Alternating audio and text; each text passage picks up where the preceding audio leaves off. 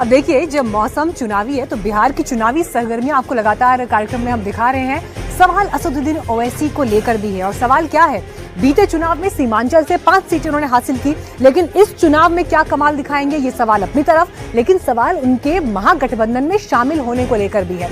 दरअसल सचिन पायलट ये कह रहे हैं कि जो भी ताकतें एनडीए के खिलाफ चुनावी मैदान में हैं, उन्हें महागठबंधन में शामिल होना चाहिए, साथ मिलकर चुनाव लड़ना चाहिए। लेकिन सवाल फिर यह है कि क्या आरजेडी इस पर सहमति जताएगी? क्या महागठबंधन में होगी ओवैसी की एंट्री? क्या ओवैसी को शामिल करने के लिए तैयार है कांग्रेस?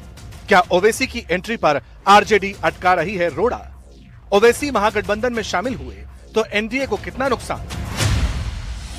ये सवाल इसलिए हैं क्योंकि कांग्रेस के सीनियर लीडर सचिन पायलट ने साफ कहा है कि बिहार में वैसे दल जो एनडीए के खिलाफ लड़ रहे हैं और वो महागठबंधन के साथ आते हैं तो हमारा अलायंस मजबूत होगा। ओवैसी एंटी एनडीए की बात करते हैं और अगर वो साथ आए तो फिर महागठबंधन का वोट बैंक बढ़ेगा।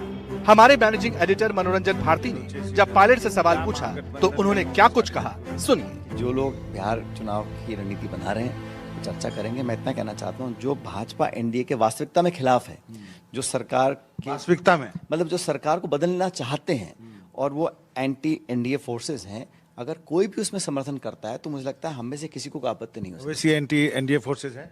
अब अगर हैं तो पता पड़ जाएगा, होना भी चाहिए। जो उनके मैं देखता हूँ वो हमेशा भाजपा के खिलाफ बात करते हैं और करना भी चाहिए, और सिद्धांत पर, नीति पर, व्यक्ति विशेष की बात नहीं कर रहा हूँ। तो जितने भी दल, सहयोगी, पॉलिटिकल पार्टी, संगठन हैं, मिलकर अगर एक ताकत बनते हैं तो सबका फायदा है उसमें। पायलट के बयान से साफ है कि कांग्रेस ओवैसी को अपने गठबंधन में शामिल करने को तैयार है। तो फिर सवाल यह है कि आखिर ओवैसी की एंट्री में रोड़ा कहां पर है?